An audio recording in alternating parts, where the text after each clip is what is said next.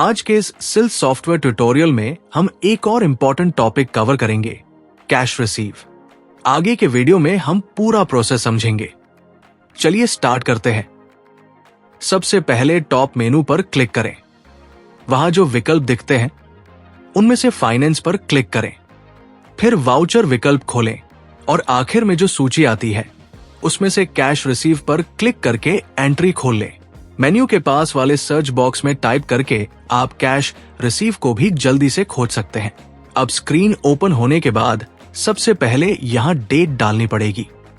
Date वाले box के सामने मैं यहाँ Y लिख रहा हूं, जिससे सिस्टम अपने आप येस्टरडे यानी कल की डेट भर देता है। अब यहाँ कैश लेजर में जाकर आपको कैश लेजर का अकाउंट चुनना होगा। अब लेजर नेम में आकर लिस्ट में से एक लेजर चुनना होगा। लेजर सिलेक्ट करने के बाद अगला स्टेप है अमाउंट डालना। जितना कैश रिसीव हुआ है वही अमाउंट यहां एंटर कर दें। एंट्री इसी अमाउंट के आधार पर सेव होगी। अब यहां अमाउंट टाइप करके जैसे ही आप एंट्री मारेंगे तो बिल अनुसार एंट्री अपने आप शो होने लगेगी। यानी जिस पार्टी के अगेंस्ट जितने बिल्स पेंडिंग हैं वो सारे बिल्स यहां लिस्ट में दिखाई देंगे। अब आपको जिस बिल के साथ अमाउंट एडजस्ट करना है उस बिल के सामने वाली कॉलम में एडजस्ट किया हुआ अमाउंट एंटर कर देना होता है।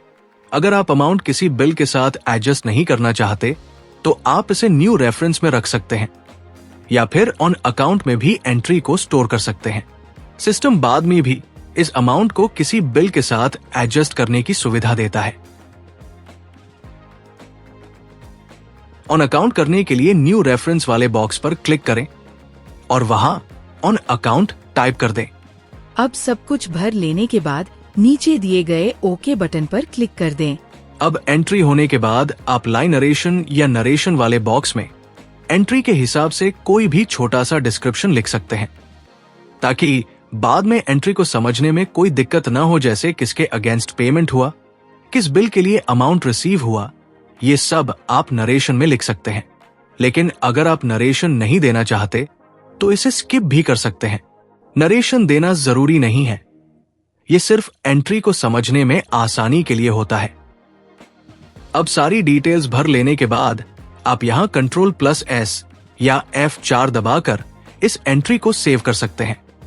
तो दोस्तों, आज की इस वीडियो में हमने कैश रिसीव एंट्री को स्टेप बाय स्टेप समझा।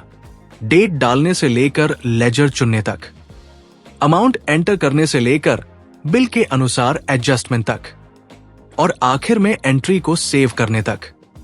उम्मीद है कि ये ट्यूटोरियल आपको साफ साफ समझ आया होगा। अगर आपको ये वीडियो पसंद आया हो तो हम आपके बहुत आभारी हैं।